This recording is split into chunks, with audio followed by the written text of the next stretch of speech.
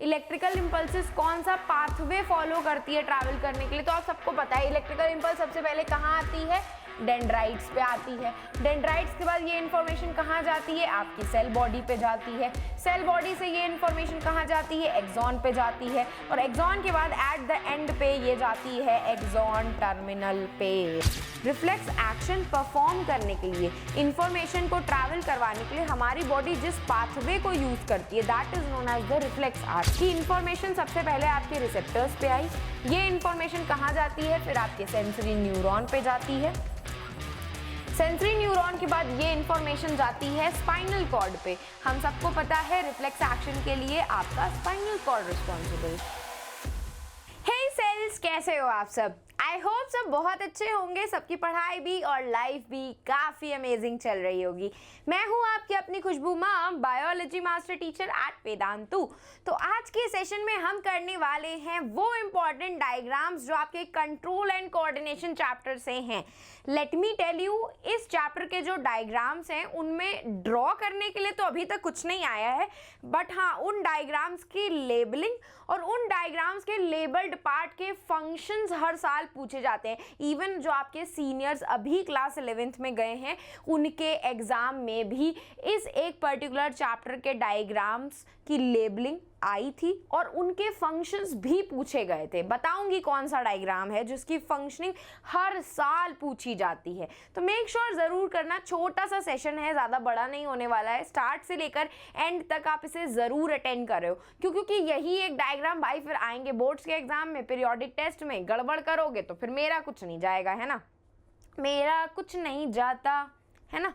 चलो तो let's start with the very first diagram. Here you go with the very first diagram, that is the neuron. भाई ये diagram तो आप अपने क्लास 9th में भी पढ़ करके आ चुके हो। यहाँ से क्वेश्चन ऐसा बनता है कि कौन सा ऐसा पाथवे है जो आपका इलेक्ट्रिकल इम्पल्स फॉलो करती है न्यूरॉन के थ्रू ट्रांसफर होने में। मतलब इलेक्ट्रिकल इम्पल्स कहाँ से कहाँ ट्रांसफर होती है, क्यों ट्रांसफर होती है ना, न्यूरॉन का फंक्शन क्या होता है, न्यूरॉन के पार्ट्स क्या क्या होते हैं, है ना, इलेक्ट्रिकल इम्पल्सिस कौन सा पाथवे फॉलो करती है ट्रैवल करने के लिए। तो आप सबको पता है इलेक्ट्रिकल इम्पल्स सबसे पहले कहाँ आती है, डेंड्राइट्स पे आती है। डेंड्राइट्स के बाद ये इन्फॉर्मेशन कहाँ जाती है, आपकी सेल बॉडी पे जाती है। सेल बॉडी से ये इन्फॉर्मेशन कहाँ जाती है, एक्सॉन पे जाती है, और एक्सॉन के बाद एट द एंड पे ये जाती है एक्सॉन टर्मिनल पे, है ना। तो यही पाथवे तो फॉलो करती है आपकी इलेक्ट्रिकल इम्पल्स ट्रैवल करने के लिए, है ना। अब ऐसा ही क्वेश्चन पूछा जाता है कि एक्सॉन क्या करता है, एक्सॉन का टर्मिनल क्या करता है, डेंड्राइट्स का क्या फंक्शन होता है, सेल बॉडी का क्या फंक्शन होता है, पूरे न्यूरॉन का क्या फंक्शन होता है, ठीक है। यही पाथवे क्यों फॉलो करता है आपका electrical impulse. This is the different type of questions that can be asked from this particular diagram.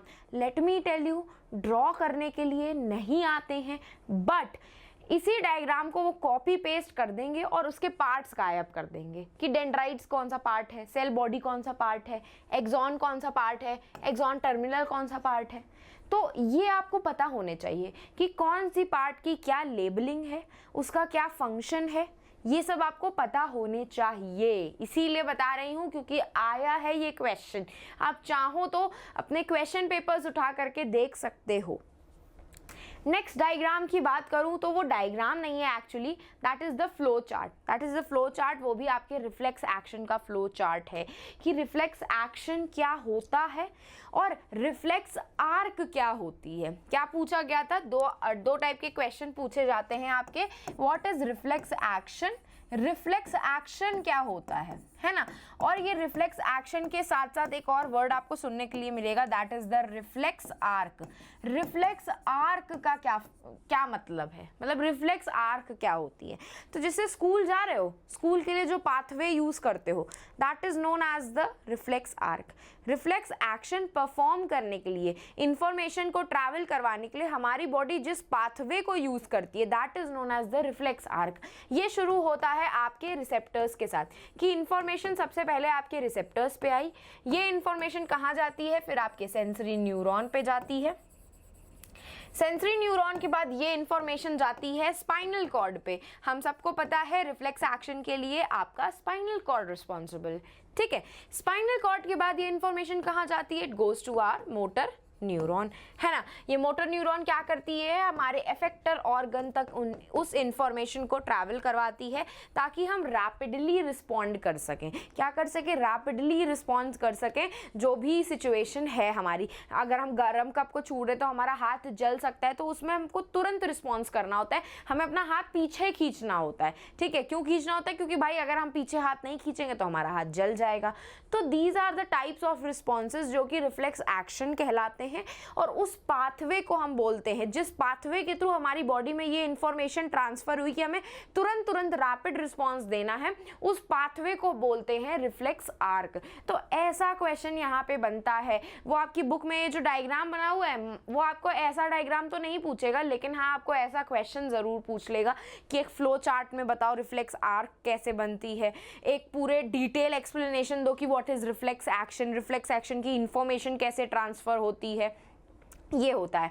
Now दिल थाम करके एकदम से बैठ जाइए, क्यों, क्योंकि इसके बाद जो आपको डायग्राम बताने वाली हूँ ना, वो इतना ज़्यादा इम्पॉर्टेंट है। इवन आपके सीनियर्स के इस बार जो बोर्ड्स एग्जाम हुए थे ना मार्च में, उसमें भी पूछा गया था वो डायग्राम। भरोसा नहीं होता ना, उठा करके देख लो आप वही क्वेश्चन पेपर की, उनके क्वेश्चन पेपर में भी ब्रेन के पार्ट्स के फंक्शंस पूछे गए थे कि ब्रेन के जो पार्ट्स होते हैं, that is the fore brain, mid brain और हाइंड ब्रेन, इनका फंक्शन क्या होता है, ठीक है। इन तीनों का क्या पूछा गया था, इन तीनों के फंक्शंस पूछे गए थे कि फोर ब्रेन के तीन कौन कौन से पार्ट्स होते हैं, cerebrum, thalamus and hypothalamus. Hypothalamus का क्या फंक्शन होता है, सेरिब्रम क्या होता है, लॉन्गेस्ट पार्ट ऑफ द, सबसे largest part of the brain किसको माना जाता है, सेरिब्रम को माना जाता है। मिड ब्रेन का क्या काम होता है, हाइंड ब्रेन के कौन से तीन पार्ट्स होते हैं, pons, medulla oblongata and cerebellum. Cerebellum कौन से टाइप के एक्शंस को कंट्रोल करता है, वॉलेंट्री की इनवॉलेंट्री। मेड्यूला ऑब्लोंगेटा क्या फंक्शन परफॉर्म करता है, कौन से टाइप के एक्शंस परफॉर्म करता है। अगर किसी के मेड्यूला ऑब्लोंगेटा पे इंजरी हो गई तो क्या उसकी डेथ हो जाएगी, हाँ तो हो जाएगी उसकी डेथ। पॉन्स का क्या फंक्शन होता है, पॉन्स हमारी स्लीप साइकिल कैसे कंट्रोल करता है। तो these are some of the questions जो आपके ब्रेन से पूछे गए थे। लेट मी टेल यू, जो कंफ्यूजन रहता है ना कि क्या मैम ब्रेन का डायग्राम ड्रॉ करने के लिए आएगा, तो अब तक ब्रेन का डायग्राम ड्रॉ करने के लिए नहीं पूछा गया, लेकिन ब्रेन के डायग्राम जो हैं उसकी लेबलिंग पूछी गई है कि सेरिब्रम कौन सा पार्ट होता है, पॉन्स कौन सा पार्ट होता है, मेडुला ऑब्लोंगेटा कौन सा पार्ट होता है और सेरिबेलम कौन सा पार्ट होता है, और उसके फंक्शंस पूछे गए हैं कि मेडुला ऑब्लोंगेटा की बात करूं तो वो क्या करता है, वो आपके इनवॉलेंट्री एक्शंस कंट्रोल करता है। सेरिबेलम की बात करूं तो वो आपके बॉडी के पोस्चर को, आपके चलने फिरने के तरीके को मेंटेन करता है। सेरिब्रम आपकी थिंकिंग को, मेमोरी को, इंटेलिजेंस को कंट्रोल करता है। स्पाइनल कॉर्ड क्या करता है, रिफ्लेक्स एक्शन कंट्रोल करता है। क्रेनियम का क्या फंक्शन होता है, it's a brain box, bony box होता है जिसके अंदर आपका ब्रेन प्रेजेंट होता है, वो उसको प्रोटेक्शन प्रोवाइड करता है, ठीक है। तो ये सारी चीजें आपके ब्रेन से पूछी गई हैं। तो भाई ये गांठ बांध लो कि ब्रेन का ये डायग्राम, ब्रेन के पार्ट्स के ये फंक्शंस स्किप तो कतई नहीं करने हैं, कुछ भी कर लो नहीं स्किप करने हैं, ठीक है।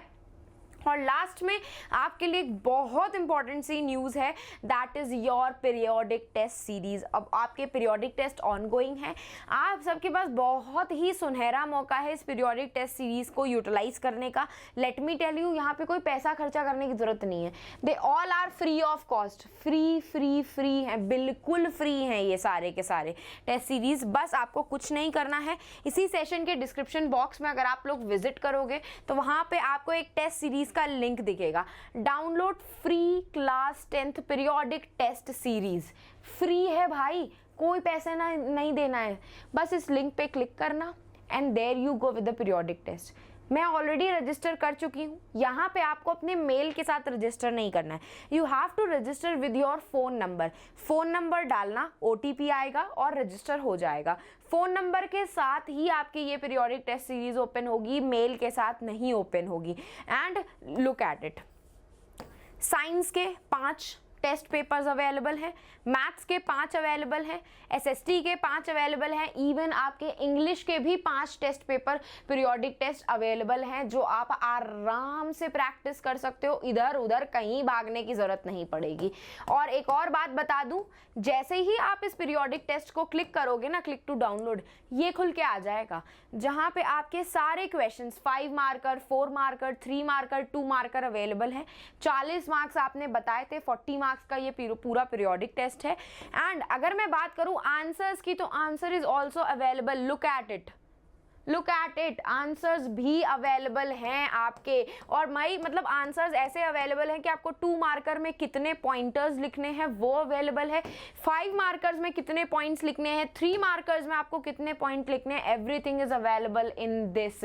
सब कुछ अवेलेबल है, वो भी आपके मार्क्स के अकॉर्डिंग कि 1 मार्क्स में, 2 मार्क्स में, 3 मार्क्स में कितने पॉइंट्स लिखने हैं आपको।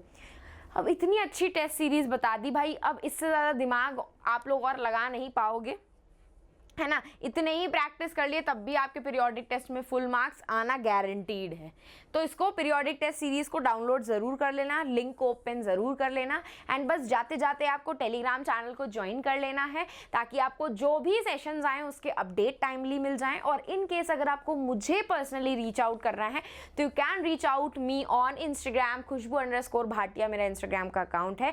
मैंने बहुत सारे अकेडमिक कॉन्टेंट भी वहाँ पर अपडेट किए हुए हैं, आप जाके खुद चेकआउट कर सकते हैं।